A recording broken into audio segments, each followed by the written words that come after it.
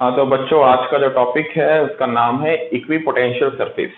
तो equipotential surface का जो डेफिनेशन होता है वो पहले हम लोग पढ़ लेते हैं। Any surface which has same electrostatic potential at every point is called equipotential surface. मैं बताता हूँ, अच्छे से डिटेल में समझाऊंगा। मान लीजिए एक टेस्ट चार्ज है, एक सॉरी टेस्ट चार्ज नहीं, पॉजिटिव चार्ज, एक नॉर्मल सिंपल सा पॉजिटिव चार्ज है। ठीक है, तो पॉजिटिव चार्ज का जो पोटेंशियल का फॉर्मूला होता है वो क्या होता है बेटा? पोटेंशियल का फॉर्मूला V इक्वल टू आपका होता है, V इक्वल टू होता है आपका के क्यू बाई आर। ठीक है, अब ये के क्यू क्या है? इस चार्ज का मैग्नीट्यूड। ठीक है, और आर के इस चार्ज से डिस्टेंस। मैंने एक पॉइंट माना जो कि मान ले 1 मीटर दूर है। कितना मीटर? 1 मीटर दूर है। तो इस पॉइंट पे पोटेंशियल मान ले आर की वैल्यू मैंने 1 मीटर पुट की, तो पोटेंशियल कितना है? 10 वोल्ट। कितना आया? 10 वोल्ट। तो इस पॉइंट का पोटेंशियल कितना होगा? 10 वोल्ट। ठीक है, अब मैंने यहां से एक और मीटर दूर एक पॉइंट चूज किया, तो ये भी 1 मीटर दूर है, चार्ज भी सेम है, तो पोटेंशियल क्या होगा? Again 10 volt. मैंने यहाँ से 1 मीटर दूर, यहाँ से 1 मीटर दूर, यहाँ से 1 मीटर दूर, यहाँ से 1 मीटर दूर, यहाँ से 1 मीटर दूर, यहाँ से मैं सेंटर से 1 मीटर दूर हर तरफ मैंने एक पॉइंट लिया। तो क्या ये सारे, पहले बात, ये पॉइंट्स आपको दिख रहे हैं क्या बोर्ड में? हाँ, आपको थोड़े थोड़े दिख रहे हैं, मैंने इतना बड़ा बनाया नहीं है। ये जो पॉइंट्स हैं, ये सारे के सारे पॉइंट सेंटर से कितना दूर है? 1 मीटर दूर। तो क्या मैं कह सकता हूँ all this points have same potential? अच्छा, ऐसे कितने पॉइंट होंगे? ऐसे हजारों पॉइंट होंगे। तो फाइनली हमारे पास क्या बनेगा? एक सर्कल बनेगा। सर्कल नहीं बेटा, स्फीयर बनेगा। सोच के देख, ये पॉइंट 3D में है, तो इससे आगे भी 1 मीटर एक होगा, ऐसे भी 1 मीटर होगा, ऐसे भी 1 मीटर होगा, ऐसे भी 1 मीटर होगा। तो प्रॉपर एक हेमिस्फीयर को आगे बनेगा, सॉरी प्रॉपर एक हेमिस्फीयर आगे बनेगा, प्रॉपर एक हेमिस्फीयर पीछे बनेगा। तो टोटल हम कह सकते हैं कि एक स्फीयर बन रहा है। उस स्फीयर के सारे पॉइंट जो है, सारे पॉइंट इमेजिनरी एक स्फीयर बन रहा है, उस इमेजिनरी स्फीयर के सारे पॉइंट का पोटेंशियल कितना है? 10 वोल्ट। तो क्या हम उस पूरे स्फीयर के सरफेस को इक्विपोटेंशियल सरफेस बोल सकते हैं? तो उसको हम बोलेंगे it is a sphere of equipotential surface having potential, और we can say it is an equipotential surface. The sphere is equipotential surface having potential 10 volt. समझ में आया कि नहीं? सिमिलरली मान लें मैंने काफी दूर एक और स्फीयर बनाया था जिसमें पोटेंशियल अभी 10 था। तो हमें पता है चार्ज से जब हम दूर जाते हैं तो पोटेंशियल क्या होता है? कम होता है। तो मान लो दूर कहीं पे गए, वहां पे 5 वोल्ट हो गया। कितना हो गया? 5 वोल्ट हो गया। तो 5 वोल्ट का भी स्फीयर होगा, 4 वोल्ट का भी स्फीयर होगा, 3.2 वोल्ट का भी स्फीयर होगा, 3.1 वोल्ट का भी स्फीयर होगा। तो कितने ऐसे स्फीयर्स होंगे? Infinite sphere. एंड ऑल दो spheres will be what? Concentric. Concentric पता है कि नहीं? Having same centre. ये सब तो पता ही होगा आपको कंसेंट्रिक का मीनिंग। ठीक है, तो ऐसे इसमें जो स्फीयर्स होंगे those are called equipotential surface. अच्छा, इक्विपोटेंशियल सरफेस में का सिग्निफिकेंस क्या है? सिग्निफिकेंस क्या समझाता हूँ। सिग्निफिकेंस क्या है मैं बताता हूँ। मान ले एक पॉइंट आपने लिया, ए से बी। ठीक है, अच्छा इसका जो सिग्निफिकेंस है मैं आपको सीधा इस पॉइंट से समझाता हूँ, प्रॉपर्टी नंबर 1 से समझाता हूँ। प्रॉपर्टी नंबर 1 क्या है? No work is done in moving a test charge over equipotential surface. यानी कि आप इक्विपोटेंशियल सरफेस में, आप मान लो ए से बी में गए या बी से ए में गए, आप बी से ए में गए, तो आपको कोई भी काम करने की जरूरत नहीं है। आपको कोई भी काम करने की जरूरत नहीं है। क्यों? क्योंकि बेटा work done from B to A upon Q naught क्या होता है? P A minus Q B, पहले ही पढ़ा चुके हैं। और सिंस इक्विपोटेंशियल सरफेस है तो इन सरफेस के सारे पॉइंट, इस सरफेस का जो सारा पॉइंट है, उस पॉइंट का पोटेंशियल बेटा क्या है? उस पॉइंट का पोटेंशियल 10 वोल्ट है और वो सेम है। तो हम कह सकते हैं V A equal to V B, V A equal to V B. देखो work done from B to A equal to क्या होगा? V A equal to V B, यानी V A minus V B क्या हो गया? 0। तो work done from B to A B क्या हो गया? 0। यानी कि इक्विपोटेंशियल सरफेस के ऊपर अगर आप मूव करोगे तो आपको कोई वर्क करने का जरूरत नहीं है। ऑब्वियसली सोचना, मान ली ये चार्ज क्यू था और पहले बी में चार्ज क्या था? Small Q. बी चार्ज कितना था? Small Q. पहले सिस्टम की पोटेंशियल एनर्जी कितनी थी? सिस्टम की पोटेंशियल एनर्जी पहले कितनी थी? K capital Q small Q by R. K capital Q small Q by R. Finally जब मैं इस चार्ज को यहाँ पे लेके आ गया तब सिस्टम की पोटेंशियल एनर्जी कितनी है?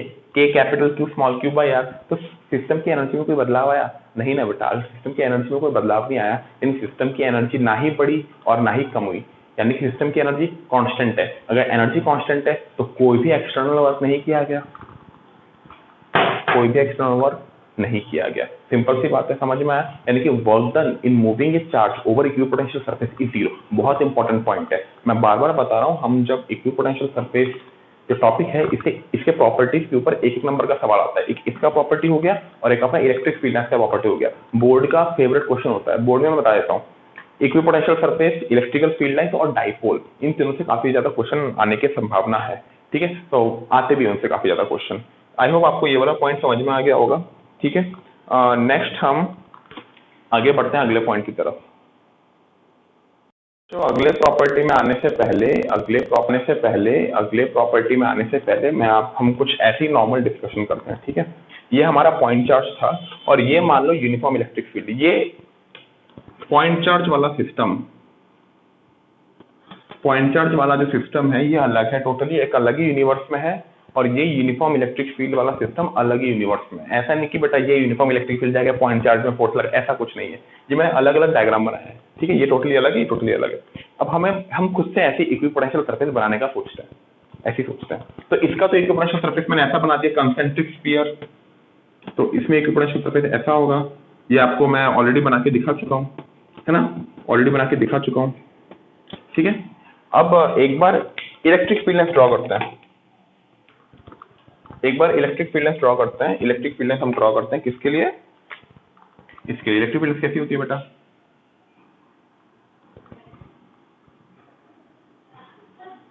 ये पता ही है आपको, इलेक्ट्रिक फील्ड लाइन ऐसे होती है ना, कुछ बताने का है नहीं इसमें। नेक्स्ट, ये एक केस हो गया। ठीक है, मैं सब कुछ बता रहा हूँ। ठीक है, सब कुछ बता रहा हूँ, थोड़ा सा धैर्य रखिए। या ये यूनिफॉर्म इलेक्ट्रिक फील्ड है। अब यूनिफॉर्म इलेक्ट्रिक फील्ड में मैं आपको पहले ही बता चुका हूँ कि ये मान लो एक पॉइंट है, पॉइंट ए। इलेक्ट्रिक फील्ड के डायरेक्शन में पोटेंशियल क्या था? घटता है। याद है, इंपॉर्टेंट पॉइंट बताया था। इलेक्ट्रिक फील्ड के डायरेक्शन में पोटेंशियल घटेगा और इलेक्ट्रिक फील्ड के ऑपोजिट में पोटेंशियल बढ़ेगा। वो तो ऑब्वियस सी बात है। तो ऐसा सोचना, अगर ये याद नहीं है तो ऐसा देख, ये पॉजिटिव चार्ज है, ये इलेक्ट्रिक फील्ड निकल रही है मान लीजिए, ये मान इलेक्ट्रिक फील्ड निकल रही है। तो क्या बता, पॉइंट ए, पॉइंट बी, ए का ज्यादा पोटेंशियल कि बी का ज्यादा पोटेंशियल? ऑब्वियसली ए का ज्यादा पोटेंशियल, क्योंकि पोटेंशियल का फॉर्मूला क्या होता है? के क्यू बाई आर। तो ए का आर कम है तो ए का पोटेंशियल हाई है। अब हमें पता है ए से बी में जाएंगे तो पोटेंशियल क्या होगा? घटेगा। और ए से बी में इलेक्ट्रिक फील्ड के डायरेक्शन है, यानी इलेक्ट्रिक फील्ड के डायरेक्शन में पोटेंशियल घटता है। ये बात दोबारा याद आ गई। और इलेक्ट्रिक फील्ड के ऑपोजिट में पोटेंशियल बढ़ता है। ये बात भूलना नहीं है बेटा, दोबारा वीडियो में बता रहा हूं मैं। ठीक है, तो इलेक्ट्रिक फील्ड के डायरेक्शन में पोटेंशियल घटता है। तो एक बात बता, इलेक्ट्रिक फील्ड के डायरेक्शन, ये पोटेंशियल मान लेते हैं 10 वोल्ट है, डायरेक्शन में जाएंगे तो पोटेंशियल घट के मान ले 7 वोल्ट हो गया, ऑपोजिट में जाएंगे तो बढ़ के मान ले 13 वोल्ट हो गया। तो मुझे क्या चाहिए? मुझे ऐसा एक और पॉइंट चाहिए जहां पे पोटेंशियल सेम रहे। तो मैं ऐसा रहूंगा ना कि मैं हाँ उसी पॉइंट, उसी डिस्टेंस में रहूं, उसी जगह में रहूं। तो मैंने क्या किया, इलेक्ट्रिक फील्ड के ना डायरेक्शन में गया ना इलेक्ट्रिक फील्ड के ऑपोजिट में गया, मैं गया इलेक्ट्रिक फील्ड के परपेंडिकुलर। तो ऑब्वियसली ये पॉइंट सबका पोटेंशियल क्या है? सेम। सबका पोटेंशियल क्या है? सेम। समझ में? और ये बात मैं तुमको पहले भी एक बार डायग्राम से बता चुका हूँ। याद है, पहले भी आपको एक बार डायग्राम से बताई थी कि find the work done in moving A charge from, कुछ ऐसा स्क्वायर बनाया था या ट्रायंगल बनाया था, बोला था कि इस पॉइंट से उस पॉइंट में वर्क डन निकालो, फिर इस पॉइंट से इस पॉइंट में वर्क डन निकालो। इसका वर्क डन 0 आया था क्योंकि पोटेंशियल सेम था। याद है, इसे मैं करा चुका हूँ ऑलरेडी आप लोग को। ठीक है, मैं ऑलरेडी आपको करा चुका हूँ ये सब चीजें। तो इसमें जो इक्विपोटेंशियल सरफेस होगा कैसा होगा समझाता हूँ। देखो, ये सिर्फ 4 इलेक्ट्रिक फील्ड लाइंस ही नहीं है। इलेक्ट्रिक फील्ड बोर्ड से तो जा ही रही है पैरेलल, बोर्ड से, ये जो व्हाइट बोर्ड है व्हाइट बोर्ड से पैरेलल जा ही रही है, साथ में यहां से भी जा रही है, साथ में यहां से भी जा रही है, साथ में यहां से भी जा रही है। क्योंकि इलेक्ट्रिक फील्ड बेटा 3D चीज है। इट्स नॉट कि ये इस बोर्ड से पैरेलल जा रही है खत्म, ये पूरा ऐसे जा रही है इलेक्ट्रिक फील्ड। तो 10 वोल्ट पोटेंशियल किस पॉइंट का होगा? सिर्फ इन पॉइंट का होगा कि इस पूरे लेयर का होगा? इस पूरे लेयर का होगा। इस पूरे लेयर का पोटेंशियल क्या होगा? 10 वोल्ट। तो क्या मैं कह सकता हूँ, यहाँ पे एक प्लेन आएगा जिसका पोटेंशियल क्या होगा? 10 वोल्ट, जिसके हर पॉइंट का पोटेंशियल क्या होगा? 10 volt. And that plane is called equipotential surface. Equipotential surface को अगर मैं ड्रॉ करूँ तो ये ऐसा होगा।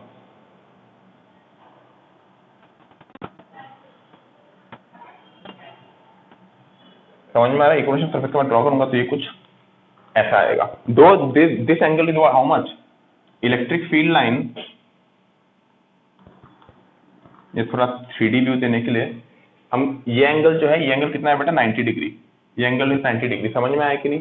ठीक है, ये एंगल 90 डिग्री है। ठीक है, चलो अब अब एक बात बताइए, ऑब्वियस ही बात है, हम इलेक्ट्रिक फील्ड के परपेंडिकुलर गए थे इसलिए एंगल 90 डिग्री आया। तो हम कह सकते हैं कि equipotential surface is perpendicular to electric field. Equipotential surface is perpendicular to electric field. Now यहाँ पे जो इक्विपोटेंशियल सरफेस आ रहा है, these are coming as concentric sphere. It's coming as what? Concentric sphere. And the electric field lines are radially outward. क्या? Radially outward. तो एक बात बता, हमें पता है कि radius is always perpendicular to arc. ये सब तो आर्क ही है ना भाई, ये सब क्या है? इक्विपोटेंशियल सरफेस जो हमने बनाए हैं, what is this? Are simply arc, ARC, arc. And we know arc is always perpendicular to what? Radius. Hence electric field here is again perpendicular to what? Electric field is again perpendicular to what? Equipotential surface, equipotential surface. तो ये चीज, ये point आपको clear हुआ. तो ये हमने analytically निकाला. हमने कैसे निकाला? अंदाजे से निकाला. अब मैथमेटिकली देखते हैं. मैथमेटिकली कुछ नहीं बेटा, इलेक्ट्रिक फील्ड का फॉर्मूला क्या होता है? Minus dv by dr. And we know dv equal to minus E dot dr. कोई भी दो पॉइंट ले, कोई भी दो पॉइंट लो इक्विपोटेंशियल सरफेस के ऊपर, कोई भी दो पॉइंट लो इक्विपोटेंशियल सरफेस के ऊपर, जिनका बीच का डिस्टेंस dr हो और जिनके बीच का पोटेंशियल डिफरेंस dv हो. हमें पता है इक्विपोटेंशियल सरफेस में है तो उन दोनों पॉइंट का पोटेंशियल क्या हो गया? सेम. पोटेंशियल सेम, यानी कि dv क्या हो गया उनका? dv क्या हो गया? जीरो. dv जीरो तो e डॉट dr जीरो. किस चीज का डॉट प्रोडक्ट जीरो होता है? जब दोनों के बीच में एंगल क्या हो? 90 डिग्री. क्योंकि इसका मतलब e dr cos theta equal to zero. cos किसकी वैल्यू जीरो होती है? तो थीटा इक्वल टू आ गया 90 डिग्री. इससे साफ साफ ये प्रूफ होता है E perpendicular to dr. E perpendicular. अच्छा, मैंने क्या बताया था? What is dr?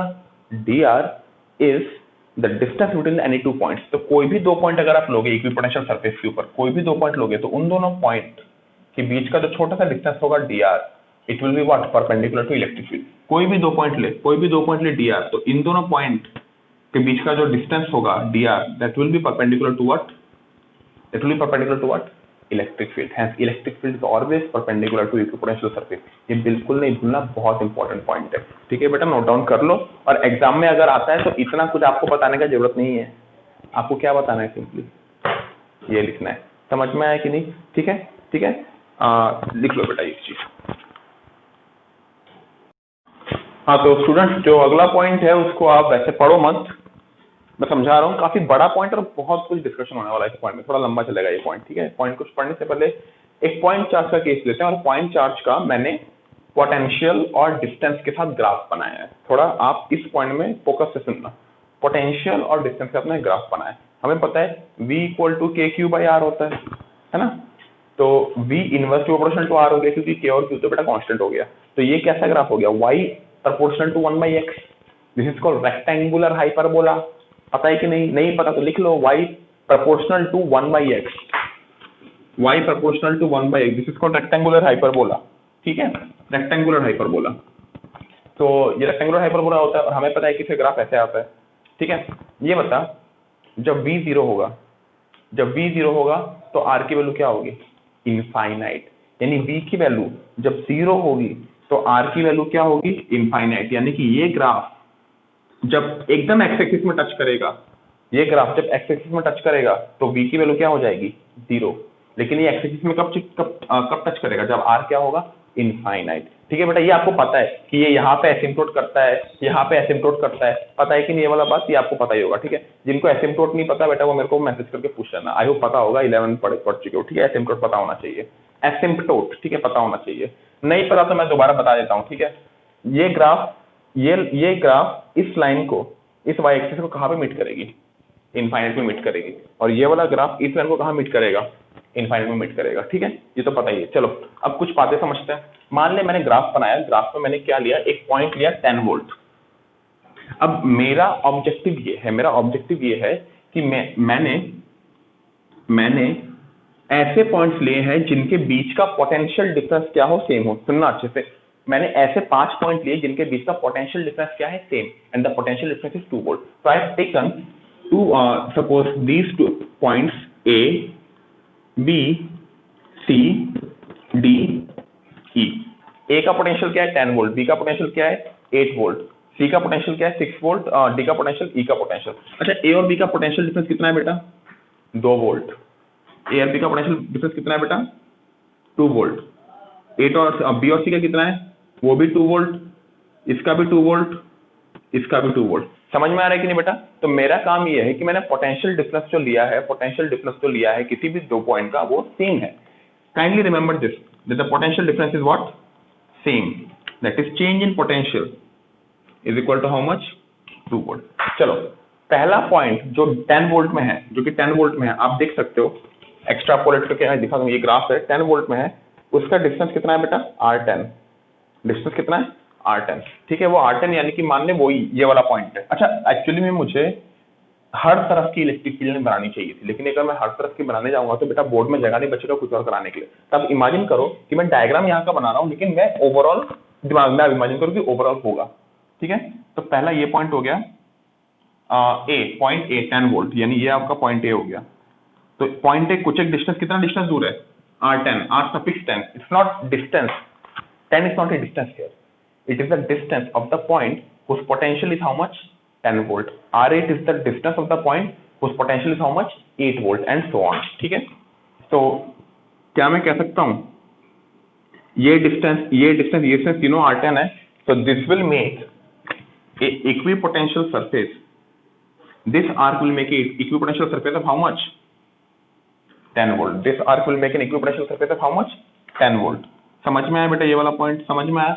नेक्स्ट देख, R10 से थोड़ा सा ज्यादा कितना है? R8, 8 volt. देखो बेटा ग्राफ से आपको खुद ही समझ में आ रहा होगा, और तुम लोग खुद ही समझ सकते हो बेटा, अगर इस पॉइंट का पोटेंशियल बेटा 10 वोल्ट है ना, तो उसके बाद में ही तो 8 वोल्ट होगा ना, क्योंकि जब जैसे हम डायरेक्शन ऑफ इलेक्ट्रिक फील्ड में जाते हैं पोटेंशियल क्या होता है? घटता है। तो घट रहा है कि नहीं? तो मैं थोड़ा आगे गया, मुझे कितना पोटेंशियल मिला बेटा? बी पॉइंट मिला, जिसका पोटेंशियल कितना है? बी पॉइंट मिला, जिसका पोटेंशियल कितना है? 8 वोल्ट। बी पॉइंट मिला, जिसका पोटेंशियल कितना है बेटा? 8 वोल्ट। तो 8 वोल्ट का मैंने यहाँ पे एक और इक्विपोटेंशियल सरफेस बना लिया, जिसका पोटेंशियल कितना है बेटा? 8 वोल्ट। तो नेक्स्ट आपका पॉइंट है कि कौन सा है? 6 वोल्ट। 6 वोल्ट कितना दूर है? 8 दूर। अब आप एक चीज देखो, ए और बी का जो डिस्टेंस था, यानी कि असलियत में ये डिस्टेंस कितना था? R10। ये डिस्टेंस कितना था? R8।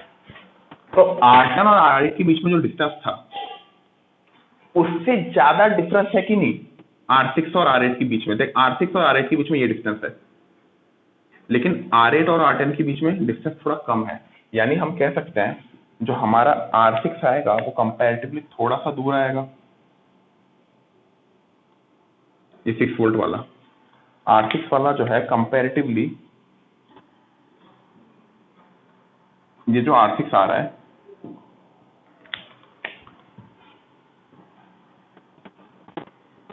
समझ ही सकते हो। देखो ऐसा देख, R10 और R8 के बीच का डिस्टेंस देख, R10 और R8 के बीच का डिस्टेंस ये है कि नहीं? R10 और R8 के बीच का डिस्टेंस ये है।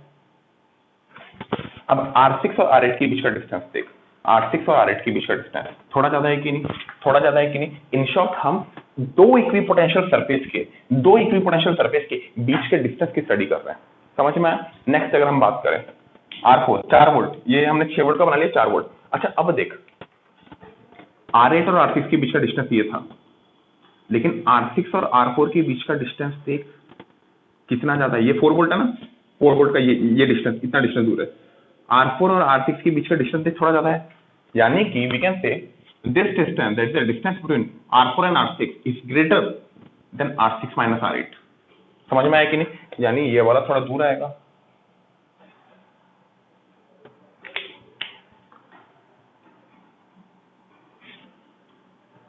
R4, तो ये हमारा कितना हो गया बेटा? 6 वोल्ट। ये हो गया आपका 4 वोल्ट वाला। समझ में आया कि नहीं बेटा? समझ में आया? ठीक है, नेक्स्ट अब देख, R4 और R2 कितना दूर है, कितना ज्यादा गैप है। अगर R6 और R4 के बीच का गैप देखें, उसके कंपैरिजन में R2 और R4 के बीच का गैप ज्यादा है, यानी R2 वाला और दूर आएगा। और दूर मतलब, और ये तो मैं बना ही नहीं सकता, मान लो और दूर है, 2 वोल्ट वाला और दूर है, यानी इस गैप से भी ज्यादा इनका गैप है। ये बात समझ में आया कि नहीं? अब इसका मीनिंग क्या है? इसका मीनिंग ये है, सुनो अच्छे से, इसका जो मीनिंग है ये है, equipotential surfaces are closer in region of strong electric field. देख, हर इक्विपोटेंशियल सरफेस में डिफरेंस कितने का है? 2 वोल्ट। ये 10 वोल्ट, ये 8 वोल्ट, ये 6 वोल्ट, ये 4 वोल्ट, फिर 2 वोल्ट आ रहा है। समझ में आया कि नहीं? अच्छा, 2 वोल्ट के बाद क्या आएगा? 0 वोल्ट। और 0 वोल्ट कहाँ पे होता है? इनफाइनाइट। तो तो देख 2 वोल्ट और 0 वोल्ट वाले के बीच में भी डिस्टेंस कितना हुआ, बहुत ज्यादा डिस्टेंस हुआ, इनफाइनाइट डिस्टेंस हुआ। दोबारा बता रहा हूँ, देख जैसे जैसे हम जा रहे हैं, जैसे जैसे आगे बढ़ते हैं, 10 से 8 का डिस्टेंस कम है, लेकिन 8 से 6 का डिस्टेंस ज्यादा है, 6 से 4 का डिस्टेंस ज्यादा है, 4 से 2 का डिस्टेंस और ज्यादा है, और 2 से 0 का डिस्टेंस तो इनफाइनाइट है। यानी कि हम जैसे जैसे इलेक्ट्रिक फील्ड के डायरेक्शन में जा रहे हैं, और we can say equipotential surfaces are closer in region of strong electric field. इस जगह में इलेक्ट्रिक फील्ड स्ट्रांग है कि दूर में स्ट्रांग है, नजदीक में स्ट्रांग है, तो नजदीक में स्ट्रांग है, तो यहाँ पे जो इक्विपोटेंशियल सरफेसेस हैं वो पास पास होंगे। देख यहाँ पे इक्विपोटेंशियल सरफेस पास पास है कि नहीं, और जैसे जैसे दूर जा रहे हैं इक्विपोटेंशियल सरफेस अपने से दूर जा रहे हैं, यही इसका मीनिंग है। Equipotential surfaces are closer in region of strong electric field and they are further apart in region of weak electric field. थोड़ा सा कठिन कॉन्सेप्ट है, लेकिन थोड़ा दिमाग लगाओगे तो अच्छे से आपको समझ में आ जाएगा। ठीक है बेटा, आई होप ये वाला पार्ट आपको समझ में आ गया हो। ग्राम मैंने बहुत बढ़िया डायग्राम से आपको समझा दिया है। अब इसमें एक और चीज है, इसका मैथमेटिकल प्रूफ अगर आपको एग्जाम में पूछे तो आप कैसे करोगे, ये पता है कि नहीं, E equal to minus D V by D R. अगर मैं मैग्नीट्यूड ले लूं ऐसा हो जाएगा। Now suppose we consider 2 points in any 2 consecutive equipotential surface. हमने किसी भी कोई भी 2 पॉइंट पकड़ा, लेकिन वो दोनों पॉइंट क्या होना चाहिए, कंसेक्यूटिव इक्विपोटेंशियल सरफेस में होना चाहिए। या तो ये दोनों पॉइंट लो, या तो ये दोनों पॉइंट लो, या तो ये दोनों पॉइंट लो, या तो ये दोनों लो, या तो ये दोनों लो, या तो ये दोनों लो। ऐसा 2 पॉइंट लो जो कंसेक्यूटिव इक्विपोटेंशियल सरफेस में हो। तो एक बात बता, क्या मैं बोल सकता हूं अगर कंसेक्यूटिव इक्विपोटेंशियल सरफेस में है तो इन दोनों पॉइंट के बीच का पोटेंशियल डिफरेंस कितना है, 2 वोल्ट। इन दोनों पॉइंट का पोटेंशियल डिफरेंस कितना है, 2 वोल्ट। इन दोनों पॉइंट का पोटेंशियल डिफरेंस कितना है, 2 वोल्ट। समझ में आया कि नहीं, समझ में आया कि नहीं। तो इन दोनों पॉइंट का पोटेंशियल डिफरेंस अगर 2 वोल्ट है तो क्या मैं कह सकता हूं dV equal to constant, the potential difference between these 2 points are constant. तो dV क्या हो गया, कांस्टेंट। तो यहां से हमारे पास रिलेशन क्या आया, E inversely proportional to dr। यानी कि वो जो 2 पॉइंट थे उन दोनों पॉइंट का पोटेंशियल डिफरेंस क्या था, dV विच वाज कांस्टेंट। उन दोनों पॉइंट के बीच का जो डिस्टेंस है वो क्या है, dr। उन दोनों पॉइंट के बीच का जो डिस्टेंस है वो क्या है, dr। यानी this is dr, this is another dr, this is another dr। लेकिन एक चीज देख, जहां पे इलेक्ट्रिक फील्ड ज्यादा है, वहां पे dr की वैल्यू कम है। या मैं तुम लोग को उल्टा लिख के बताता हूं, जहां पे इलेक्ट्रिक फील्ड की वैल्यू कम है वहां पे dr की वैल्यू ज्यादा है। इलेक्ट्रिक फील्ड की वैल्यू कम कहां है, दूर में इलेक्ट्रिक फील्ड क्या है, वीक। दूर में अगर इलेक्ट्रिक फील्ड वीक है तो dr की वैल्यू देख ज्यादा है कि नहीं। लेकिन नजदीक में देखेंगे तो इलेक्ट्रिक फील्ड बहुत स्ट्रांग है, क्योंकि देख इलेक्ट्रिक फील्ड लाइन कितना नजदीक है, इलेक्ट्रिक फील्ड लाइन बहुत नजदीक है, तो इलेक्ट्रिक फील्ड बहुत स्ट्रांग है, तो dr की वैल्यू कम है। समझ में आया कि नहीं। In simple word, equipotential surface strong electric field में नजदीक होते हैं और वीक इलेक्ट्रिक फील्ड में दूर होते हैं। ये बहुत इंपॉर्टेंट पॉइंट है, उसको लिख लो बेटा। ठीक है, ये वाला मैथमेटिकल प्रूफ है आपका, उतार लो। आई होप आप लोग को पूरा समझ में आया होगा। हाँ तो बच्चों, जो आखिरी हमारा पॉइंट है इक्विपोटेंशियल सरफेस का, आखिरी प्रॉपर्टी है वो है 2 different equipotential surfaces can not intersect. ठीक है, इसको मैं समझाने के लिए ऐसे समझा रहा हूँ आपको। याद है 2 इलेक्ट्रिक फील्ड लाइन इंटरसेक्ट क्यों नहीं कर रही थी, क्योंकि 2 इलेक्ट्रिक फील्ड लाइन जहां पर इंटरसेक्ट करेगी उस पर्टिकुलर पॉइंट पे 2 डायरेक्शन होंगे, और 2 डायरेक्शन एक चार्ज पार्टिकल के हों, इट इज नॉट पॉसिबल। कुछ इसी तरीके का एक्सप्लेनेशन है। मान ले अच्छा, 2 लाइन जब मिलती हैं तो क्या बनता है, जब 2 लाइन मिलती हैं तो क्या बनता है, point. When 2 lines intersect we get a point. When 2 surfaces intersect, जब 2 सरफेस इंटरसेक्ट करते हैं हमें क्या मिलती है, एक लाइन। तुमने देखा होगा जब कोई कॉपी होती है, कोई भी कॉपी होती है, ये कॉपी है, तो इसमें आपका एक ये वाला पेज है और एक ये वाला पेज है, 2 पेज, एक ये पेज है और एक ये पेज है, दोनों पेज एक लाइन में इंटरसेक्ट कर रहे हैं। अगर ये पेजेस को मैं स्ट्रेट ना रखे, कुछ कर्व टाइप रखूं और फिर इंटरसेक्ट कराऊं तो एक कर्व मिलेगा अपने को। मान ले कर्व पेज जैसे दो ऐसे अजीब से कर्व पेजेस है और दोनों मिल गए, तो मतलब टेढ़े मेढ़े पेजेस हैं, थोड़ा डिजाइन में टेढ़े मेढ़े हैं और वो मिले तो देखना आपको एक कर्व मिलेगा। तो जब भी हम पेजेस 2 प्लेन को मीट कराते हैं तो हमें मिलता है लाइन। ठीक है बेटा, हमें क्या मिलता है, लाइन मिलता है। ठीक है, तो उसी तरह अगर हम 2 इक्विपोटेंशियल सरफेस, एक मान लो 10 वोल्ट का है, एक मान लो 8 वोल्ट का है, दोनों इंटरसेक्ट करेंगे तो हमें एक लाइन मिलेगा। उस लाइन में सारे रखे हुए पॉइंट, जितने पॉइंट्स होंगे उस लाइन में, उस हर पॉइंट का पोटेंशियल 10 वोल्ट भी होना चाहिए और 8 वोल्ट भी होना चाहिए। पॉसिबल है क्या एक पॉइंट का दो potential? Not possible. Hence two different equipotential surfaces can not intersect. दोबारा बताता हूँ, थोड़ा शॉर्ट में बताऊंगा। दो सरफेसेस जब मिलते हैं तो एक लाइन बनती है, एक लाइन बनेगी तो एक लाइन में जितने पॉइंट्स होंगे उनका पोटेंशियल दोनों सरफेस के पोटेंशियल का बराबर होना चाहिए। क्या एक पॉइंट का दो पोटेंशियल हो सकता है? नहीं। Hence two equipotential surface can not intersect. तो ये आखिरी पॉइंट था। इसके आगे हाँ, तो हमें ये बोला गया है कि draw equipotential surface for point charge, line charge और यूनिफॉर्म इलेक्ट्रिक फील्ड। ठीक है, तो पॉइंट चार्ज का मैं ये ऑलरेडी आपको पहले ही बना के दिखा चुका हूं। These blue lines called concentric spheres are the equipotential surface. एक बात ध्यान रखना, बहुत बच्चे क्या करते हैं, ऐसा बना देते हैं। मैं बताता हूँ जो बच्चे गलती करते हैं और वो गलत है। ये दिस इज रॉन्ग डायग्राम। आप बोलोगे क्यों रॉन्ग है? ये नहीं कि सर यहाँ पे तो इलेक्ट्रिक फील्ड लाइन्स भी बनाई है आपने ब्लैक में, इसलिए ये ज्यादा करेक्ट है, इसलिए गलत है। बेटा इलेक्ट्रिक फील्ड लाइन्स तो बस ऐसे ही बना दी मैंने, हमें ड्रॉ क्या करना है इक्विपोटेंशियल सरफेस। तो आप इसमें गलती ये है, सुन अच्छे से, मैंने क्या बताया था, स्ट्रॉन्गर इलेक्ट्रिक फील्ड यहाँ पे है तो यहाँ पे इक्विपोटेंशियल सरफेस नजदीक होंगी, और जैसे जैसे वीक इलेक्ट्रिक फील्ड जाएगी इक्विपोटेंशियल सरफेस का दूरी बढ़ता जाएगा। तो ये देख, ये नजदीक है, ये दूर है। समझ में आ रहा है कि नहीं? सेम चीज यहाँ पे देख, यहाँ पे सब इक्वल डिस्टेंस में। तो this is a wrong diagram. समझ में आया कि नहीं? ये रॉन्ग डायग्राम है। समझ में आया? क्योंकि हम जब इक्विपोटेंशियल सरफेस बनाते हैं तो हम ये एज्यूम करते हैं कि हर इक्विपोटेंशियल सरफेस का जो डिफरेंस है, हर दो कंसेक्यूटिव इक्विपोटेंशियल सरफेस का जो डिस्टेंस है, हर दो कंसेक्यूटिव इक्विपोटेंशियल सरफेस के बीच का जो पोटेंशियल डिफरेंस है वो कांस्टेंट है। यानी कि ये 10 वोल्ट है तो ये 8 वोल्ट है तो ये 6 वोल्ट है। पोटेंशियल डिफरेंस कितना है? 2 वोल्ट। पोटेंशियल डिफरेंस कितना है? 2 volt. Will consider the potential difference that we are taking has to remain constant. समझ में आया कि वो कंसीडर करते हैं, वो जनरली हम लोग मान के चलते हैं, तो ये गलत है। ठीक है बेटा, तो ये वाला समझ में आया? इसको ड्रॉ कर लो आप लोग, इसको ड्रॉ कर लो, मैं मिटा रहा हूँ।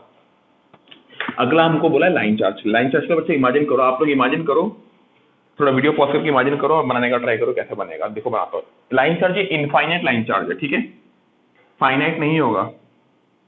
कैसा है ये? इनफाइनाइट लाइन चार्ज है। हमको इक्विपोटेंशियल सरफेस बनाने बोला, तो इक्विपोटेंशियल सरफेस ऑब्वियसली देख कैसा होगा, ऑब्वियस सी बात है वो होगा आपका सिलिंड्रिकल शेप का। सिलेंडर उतना ही लंबा जितना ये चार्ज का लंबा। ये चार्ज पॉजिटिव इनफाइनाइट तक गया है ना, तो ये सिलेंडर भी इनफाइनाइट लंबा होगा, लेकिन मैं इनफाइनाइट लंबा तो बना नहीं सकता। ठीक है, तो मैंने फाइनाइट लेंथ का ही बनाया है।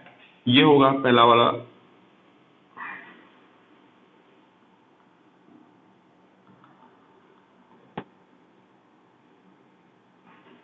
समझ में आ रहा है कि नहीं? जो तीसरा बनाऊंगा वो है थोड़ा ज्यादा बड़ा बनेगा।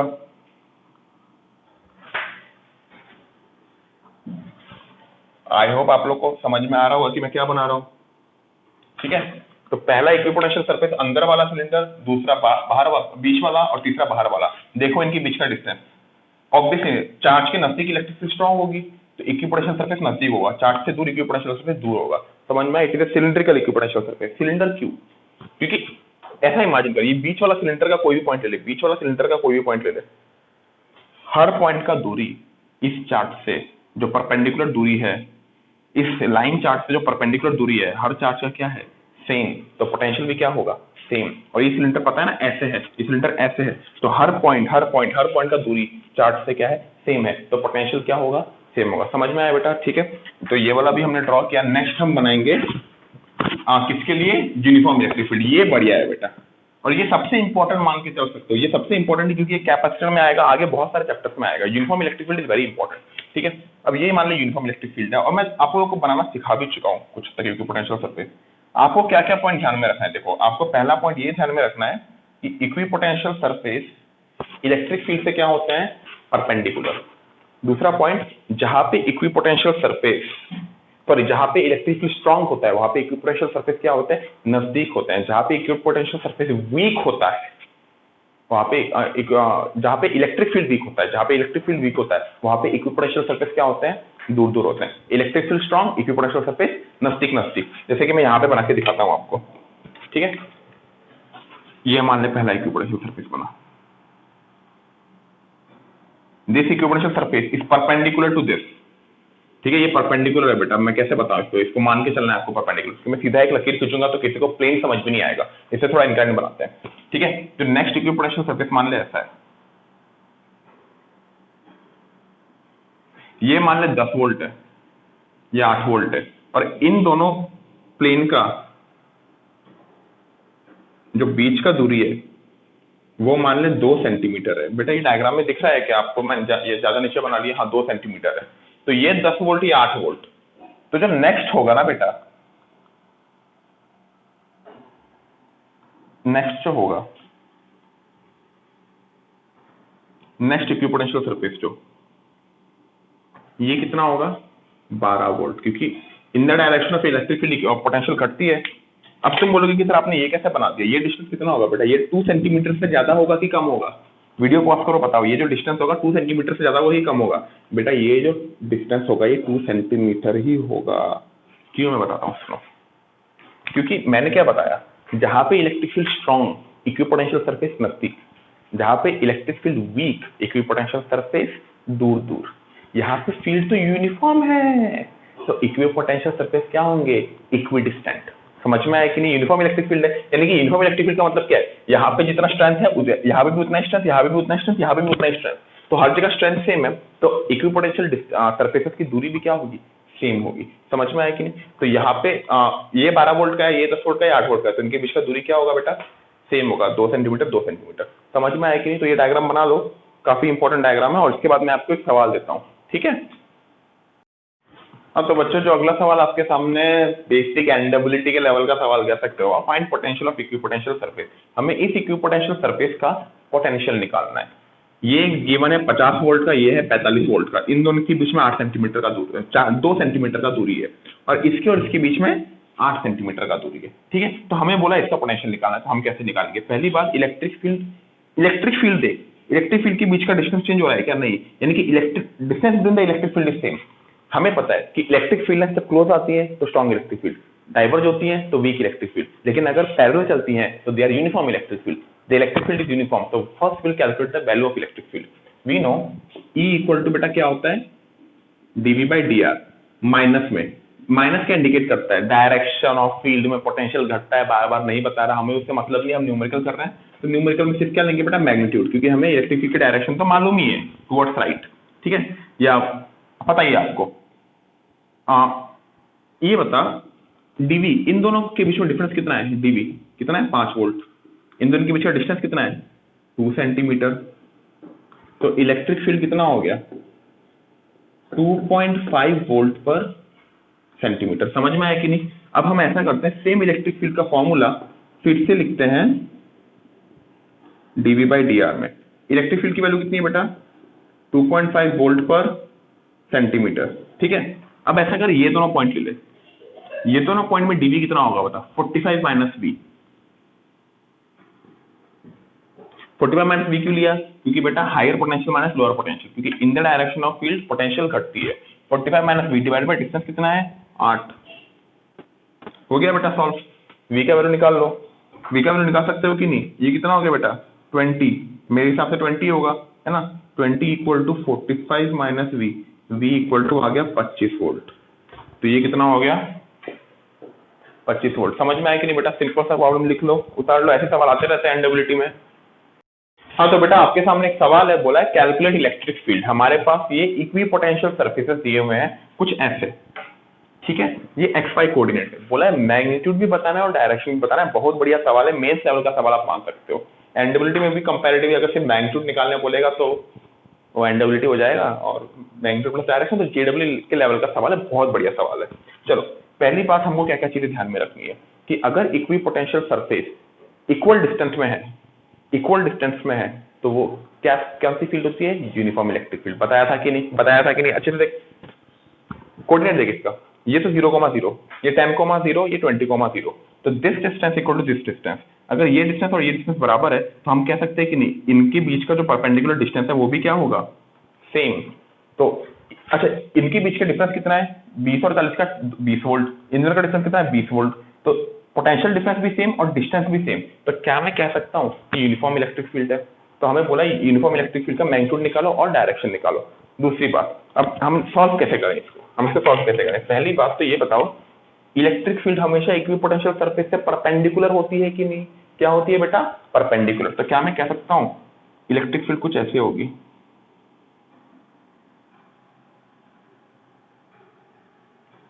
मतलब ऐसे और भी लकीरें होंगी, हालांकि सारी लकीरें बनाऊंगा तो डायग्राम खराब हो जाएगा, इसलिए इमेजिन कर सकते हो हर इक्विपोटेंशियल सर्फेस से परपेंडिकुलर और किस तरफ बढ़ेगी, हाई पोटेंशियल से लो पोटेंशियल की तरफ। These are all what perpendicular, these are all what perpendicular, these are all what perpendicular. समझ में आ रहा है कि नहीं बेटा, समझ में आ रहा है, समझ में आ रहा है, डाउट है कुछ? ठीक है, अभी हम इलेक्ट्रिक फील्ड की वैल्यू कैसे निकालें? Electric field is what we know, E equal to magnitude of dV by dr। एक बार dV निकालते हैं। मान ले मैंने ये दोनों लिया, ये दोनों कंसीडर किया, तो इस पॉइंट और इस पॉइंट, इसको A नाम दे, इस पॉइंट को B नाम दे और इस पॉइंट को O नाम दे। बेटा आपको ABO दिख रहा है क्या डायग्राम में? हाँ, आई होप दिख रहा होगा। मैं दोबारा से इसको बढ़िया सा बना देता हूँ। इस पॉइंट को मैंने क्या नाम दे दिया? B नाम दे दिया। तो क्या मैं कह सकता हूँ at triangle OAB equal to, क्या कहते हैं बेटा, right angle triangle. Right angle triangle कह सकते हैं कि नहीं, जिसमें एंगल A क्या है बेटा, 90 डिग्री। एंगल A क्या है, 90 डिग्री। क्यों एंगल A 90 डिग्री? क्योंकि electric field line is perpendicular to what, equipotential surface. तो all these angles are 90 degree. समझ में आया? तो अभी हमारा ऑब्जेक्टिव क्या है, AB निकालना। AB कैसे निकालेंगे बेटा? इस ट्राइंगल में ये 30 डिग्री है, साइन 30 क्या होगा बता? साइन 30 डिग्री क्या होगा? Perpendicular upon hypotenuse. परपेंडिकुलर क्या है बेटा? AB। हाइपोटेनस क्या है बेटा? ये डिस्टेंस कितना है? ये ओरिजिन और ये 10,0, तो ये डिस्टेंस हो गया बेटा 10। इसको आप मान लो मीटर स्केल में, ठीक है, इसको मान लो आप मीटर स्केल में। वाई भी आपका मीटर में ही है बेटा। ये मैं पोटेंशियल और इसका कोई ग्राफ नहीं बना रहा हूं, this is XY coordinate plane, these are the equipotential surfaces. तो क्या मैं कह सकता हूँ साइन 30 कितना होता है बेटा? हाफ। तो AB आपका हो गया 5 centimetre. This is our result. So AB is what, 5 centimetre. This is what we need to know. ठीक है बेटा, अब इस चीज को मैं थोड़ा टाइम के लिए मिटा दे रहा हूँ। आई होप आपने लिख लिया होगा, नहीं लिखा होगा तो 2 सेकंड पीछे चले जाओ, पीछे जाके लिख लो। ठीक है, तो इन दोनों सरफेस के बीच का डिफरेंस कितना है बेटा? 20 वोल्ट। इन दोनों सरफेस के बीच का डिस्टेंस कितना है? 5 मीटर। मैंने अगर 5 सेंटीमीटर लिख दिया था तो बेटा माफ कर देना, 5 मीटर होगा वो। ठीक है, आपका AB हो गया 5 मीटर। ठीक है, तो 20 वोल्ट बाई 5 मीटर कितना हो गया बेटा? ये 4 वोल्ट पर metre. This is our electric field. Magnitude आ गया भाई, डायरेक्शन निकालना है अभी। डायरेक्शन कैसे निकालेंगे बेटा? किसी भी वेक्टर का डायरेक्शन निकालना हो तो उस वेक्टर को ओरिजिन से बनाओ।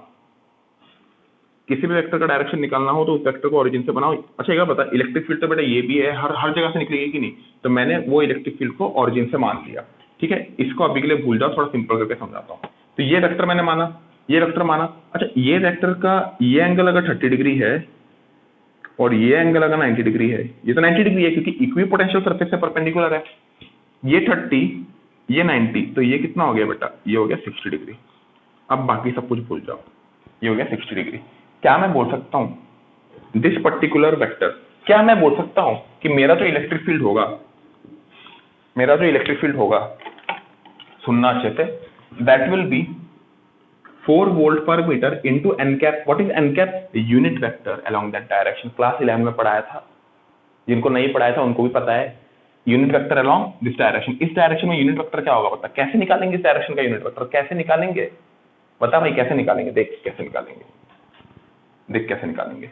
ये बता, ये वेक्टर मान ले, ये पता है कि नहीं, any unit vector can be represented as that vector upon its magnitude,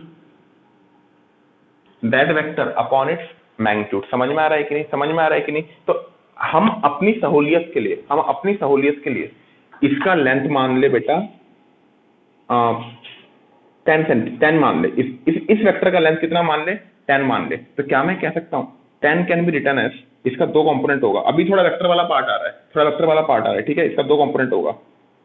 एक होगा 10 cos 60, दिस वेक्टर A, ऐसे ही मैंने एक वेक्टर A ले लिया, मान ले ऐसे वेक्टर A ले लिया। वेक्टर A का मैग्नीट्यूड कितना है बेटा? वेक्टर A लेके हम निकालेंगे, हमें डायरेक्शन निकालेंगे क्योंकि हमें डायरेक्शन भी निकालने बोला है। तो हम डायरेक्शन निकालने के क्या करेंगे? यूनिट वेक्टर लेंगे। तो यूनिट वेक्टर क्या होता है? Any vector divide by magnitude of that vector. तो मैंने एक ऐसा वेक्टर लिया जिसका लंबाई कितना है 10, तो मैग्नीट्यूड ऑफ दैट वेक्टर कितना हो गया? 10। समझ में आया? अब इस वेक्टर को लिखते हैं, this vector A can be written as 10 ये क्या हो गया cos 60, tan cos 60 degree minus आई कैप क्योंकि x की तरफ है, प्लस ये कंपोनेंट क्या होगा tan sin 60 डिग्री प्लस जे कैप, मत भूलना प्लस जे कैप होगा क्योंकि ऊपर की तरफ है। बेटा cos 60 कितना होता है बेटा बताओ, cos 60 कितना होता है बताओ बेटा, हाफ की रूट 3/2, cos 60 इज हाफ, तो दिस विल बिकम -5y, समझ में आ रहा है, प्लस sin 60 कितना होता है root 3/2, this will become 5 root 3/2 J cap. तो finally we can say R vector n, यहाँ पे लिखता हूँ n कैप जो होगा वो कितना होगा, vector A by magnitude of A -5y plus 5 root 3j upon 10. This will become -i/2 plus root 3/2 j cap. Simple तरीका है, समझ में आया कि नहीं बेटा, सिंपल तरीका, ठीक है। तो ये आपका एन कैप आ गया, तो हमारा फाइनल आंसर क्या हो गया, एन कैप की जगह हम क्या लिखेंगे, -i/2 plus root 3/2 J cap. अब किसी बच्चे को और होशियारी दिखाने, पहले ये सब लिख लो बेटा, ये लिख लो, ठीक है, आप लिख लो, सारा कुछ लिख लो, आई होप लिख लिया होगा। अभी किसी और बच्चे को और होशियारी दिखानी है तो वो ऐसा लिख देगा, 4 को अंदर मल्टीप्लाई कर दे बेटा, -2 आई कैप प्लस 2 रूट 3 जे कैप वोल्ट पर मीटर। बहुत बढ़िया सवाल, बहुत बढ़िया जवाब। बेटा देखो, आप बोलोगे कि सर आपने इस सवाल में तो 5 मिनट लगा दिया, जेडब्ल्यू में इसमें तो सर सवाल को हमें 3 मिनट के अंदर करना पड़ेगा, 2 मिनट के अंदर करना पड़ेगा, हम कैसे करेंगे। सिंपल सा तरीका है बेटा, मैं समझा रहा हूँ अभी, तो समय लगेगा। अगर आप मुझे ऐसे करने बोलो तो मैं जल्दी से कर दूंगा, तो मुझे हर एक स्टेप को बताना पड़ता है कि ये ऐसे हो रहा है वैसे हो रहा है। आप तो खुद ही कर सकते हो ना, एक बार बच्चे के दिमाग में आ गई कैसे करना, वो तो फटाफट स्टेप थोड़ी लिखेगा, डायरेक्ट करेगा, तो डायरेक्ट करना है आपको। समझ में आया बेटा, उतार लो इसको। हाँ तो बच्चों, एक बहुत ही बढ़िया सवाल है, ये सॉल्व मैं नहीं कराऊंगा क्योंकि सारे मैं करा दूंगा, तो आप क्या करोगे, सवाल ये है, एक पॉजिटिव चार्ज दिया हुआ है, उससे कुछ दूरी पर, कितना दूरी पर हमें नहीं बताया गया, कुछ दूरी पर 8 वोल्ट का एक इक्विपोटेंशियल सरफेस है, मैं पुरानी बना रहा हूं डायग्राम, 8 वोल्ट का इक्विपोटेंशियल सरफेस है, उस 8 वोल्ट वाले से 2 मीटर दूरी पर 6 वोल्ट वाला इक्विपोटेंशियल सरफेस है। समझ में आया कि नहीं, ये पॉइंट मत भूलना। अब बोला 6 वोल्ट से 4 मीटर दूर, 6 वोल्ट से 4 मीटर दूर जो इक्विपोटेंशियल सरफेस होगा उसका आपको पोटेंशियल निकालना है। समझ में आया कि नहीं, समझ में आया, 4 मीटर की जगह 8 मीटर दूर भी आप निकाल सकते हो, कुछ भी निकाल सकते हो। इस क्वेश्चन में बोला है 4 मीटर दूर निकालना है आपको इसका इक्विपोटेंशियल सरफेस। समझ में आ रहा है कि नहीं, ठीक है। मैं आपको एक और सवाल देता हूं, फाइंड,